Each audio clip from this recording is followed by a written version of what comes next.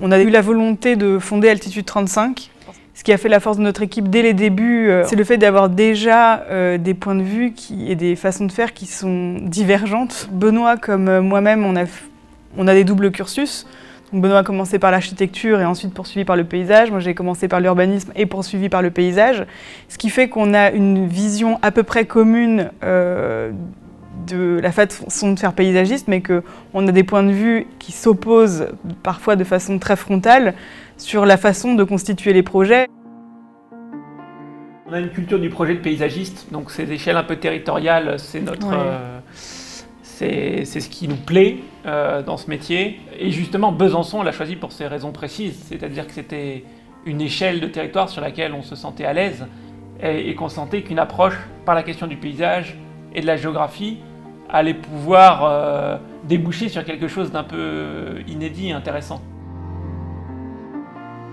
Besançon était quand même une commande assez particulière parce que le sujet portait sur l'articulation d'un campus universitaire avec une technopole, donc spécialisée dans les microtechniques, juste à côté, avec une force de frappe en termes d'emploi et de dynamisme industriel qui était importante, et un quartier d'habitat social qui date des années 50. Comment on arrivait, avec cette thématique de la ville productive, à décloisonner ces grands périmètres?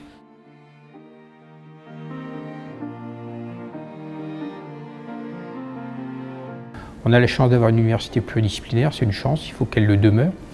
Mais ça passe également cette attractivité par la qualité, le côté attractif du campus. Et c'est vrai qu'on avait un campus de la Boulois qui était assez dégradé. Et puis on constatait que d'un côté, on avait une technopole Thémis qui date d'il y a une vingtaine d'années, qui était plutôt moderne. En revanche, il n'y avait strictement aucun lien, aucune liaison potentielle entre les deux sites. Nous, notre idée, c'était de dire qu'on avait déjà une structure urbaine qui était très particulière dans la grande couronne de la ville de Besançon, et que cette structure elle était éminemment liée à la géographie particulière des grands plateaux calcaires jurassiens. Donc le premier sujet, c'était de voir comment cette géographie elle fabriquait une unité et des opportunités pour raccrocher ces territoires au centre-ville et ces territoires à toute la couronne forestière qui entoure la ville. Une des forces, des spécificités, je pense, de notre proposition, ça a été de complètement dézoomer la question. Et le premier panneau, il s'est concentré vraiment sur qu'est-ce que ce campus, donc ce campus de Besançon et la Technopole, dans le Jura. Donc on a commencé par s'approprier le site en construisant une maquette qui a permis de tester des hypothèses. Et le fait de modeler le terrain par une maquette avant même de commencer à réfléchir à des pistes de projet, ça nous a permis de comprendre pourquoi il y avait des discontinuités piétonnes, pourquoi il y avait des discontinuités entre ces différents quartiers. On est venu travailler en testant directement sur la maquette des hypothèses de projet. Et la force de notre proposition, ça a été d'intégrer dès le début de nos réflexions cette topographie particulière. Tout de suite après, il y a des ateliers qui sont mis en place avec les 3 équipes qui ont été sélectionnées à l'issue du concours, donc des équipes d'urbanistes et d'architectes notamment. Et ensemble, cette première phase, elle vise à mettre en place des ateliers avec les différents acteurs du territoire. Donc là déjà, ça introduit un premier compromis par rapport à notre proposition Europan, puisque c'est une discussion entre 3 équipes qui ont fait des propositions qui étaient relativement complémentaires. Donc c'était assez intéressant d'échanger avec ces 2 autres équipes, une qui avait une approche beaucoup plus par les usages, comment les espaces peuvent être utilisés par exemple tout au long de l'année, puisqu'on est dans un campus et qu'il y a des temps morts, ce qui nous a évidemment amené nous à faire évoluer notre projet.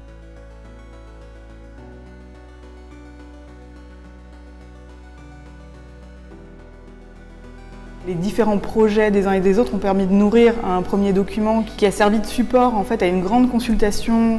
Et là, il s'agissait de créer des équipes pluridisciplinaires pour pouvoir mener à bien un plan guide à 3 échelles. D'abord à l'échelle de tout Besançon, donc voir comment cette ville étudiante a un sens à l'échelle vraiment urbaine et pas seulement à l'échelle du campus. Donc ça, c'était un premier point de la commande. Un deuxième point qui était de clairement respatialiser les choses sur la base de ce qu'on avait déjà dessiné dans le concours à l'échelle du campus élargi. Et un troisième point qui était d'anticiper la maîtrise d'œuvre et les constructions, donc de créer des programmes, des pré-programmes détaillés à l'échelle de la parcelle à la fois pour les nouvelles constructions et pour les espaces publics. Pour moi, l'objectif, c'était vraiment de réussir à créer des porosités entre les deux sites, faciliter le déplacement. On a imaginé ce que serait le futur site. Ça a permis de mettre autour d'une même table des gens qui jusqu'à présent se connaissaient mais ne travaillaient pas ensemble. Et c'est peut-être ça l'une des plus belles réussites. Le fait que le monde universitaire, le monde politique, le monde socio-économique puissent enfin dialoguer ensemble. Et ils ont été capables globalement de le transposer, de l'adapter et surtout d'écouter aussi les demandes des différents élus ou des différents acteurs, demandes qui parfois étaient contradictoires. Et je trouve qu'ils ont bien réussi à faire une synthèse globale de manière à réussir à emporter tout le monde. C'est tout un jeu d'ajustement, d'une part avec l'université qui a ses contraintes de gestion et de fonctionnement, mais aussi de négociation avec les architectes qui ont été lauréats des différents lots. Il y a le jardin botanique du centre-ville qui vient s'implanter sur le campus, donc nous on travaille sur les espaces extérieurs. Comment on essaie de faire que ce projet de bâtiment et ce projet de campus et de plan guide, ça ne soit pas deux choses différentes, mais qui puissent converger dans quelque chose d'intéressant et d'inscrit dans un site. On joue à la fois deux rôles. Un rôle de maître d'œuvre d'espace public classique où on réalise tous les espaces extérieurs, donc un parking, une place, un jardin botanique, mais qu'on a également un rôle de paysagiste et urbaniste coordinateur de toutes les opérations architecturales qui vont avoir lieu sur le campus et qui permettent de conserver le fil de l'idée qui a émergé quand même au moment du concours. Et la maîtrise d'ouvrage a eu cette intelligence de se dire qu'on était quand même garant, avec eux bien sûr, de ce projet cohérent et non pas d'une dissémination de différents projets à l'intérieur d'un site, mais vraiment de garder cette cohérence d'ensemble. Et ça, c'est une grande intelligence qu'il n'y a pas forcément tout le temps dans les opérations et qui aujourd'hui quand même nous permet de garder une vision globale du campus. Et les fondements du projet, ça a été vraiment de s'appuyer sur la structure géographique et du territoire pour fabriquer ce projet de liaison à l'échelle du territoire entre le campus qui est au sud, la technopole Thémis qui se trouve ici et le quartier de Montrapon. Et donc le projet a surtout consisté à faire un travail d'articulation pour lier les points hauts et les points bas du territoire. Par des continuités cyclables et piétonnes, ici et là, et puis vers la grande couronne forestière de Besançon, on agrège petit à petit ces espaces qui sont déjà existants. C'est tout un système d'espaces ouverts qui permet d'articuler ces espaces entre eux. Fabriquer une structure qui soit la plus continue possible à partir d'espaces qui sont déjà existants, c'est assez précieux.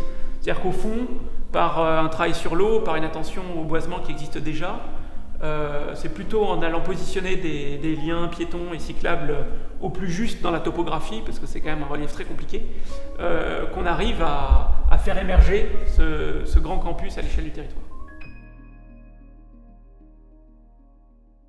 Le projet il s'attache quand même à identifier les articulations majeures entre ce grand campus. Ce qu'on a appelé campus, finalement, c'est plus uniquement le campus universitaire, c'est le campus et la technopole, avec l'idée que les deux devaient travailler ensemble. Il fallait fabriquer une grande entité productive, et par extension même que cette entité productive, elle devait être plus mixte, accueillir davantage de logements, davantage de services, pour faire en sorte que naisse un quartier urbain qui soit plus vivant, plus efficace et plus mixte.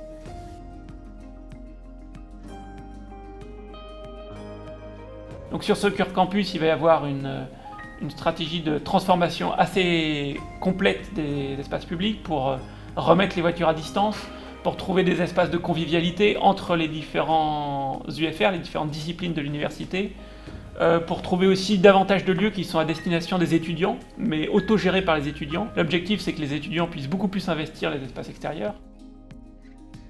Le cœur du campus s'est déplacé sans que les aménagements du campus suivent.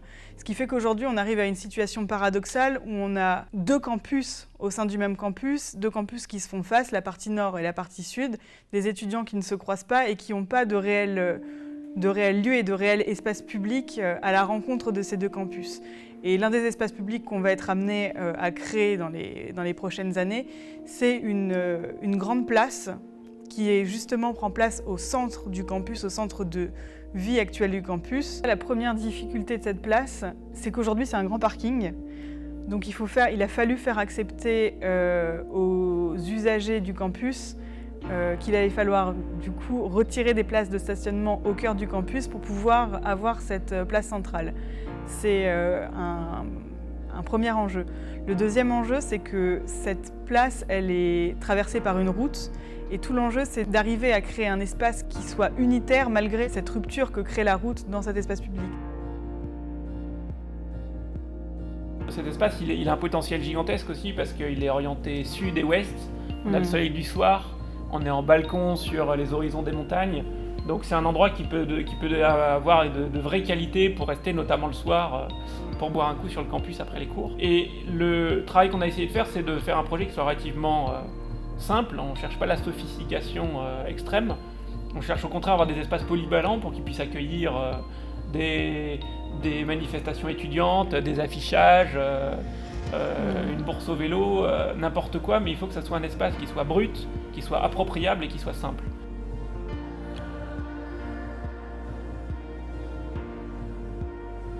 Dans un projet comme ça qui dure, il y a des évolutions, il y a des accidents, il y a des choses qui ne sont pas toujours prévues.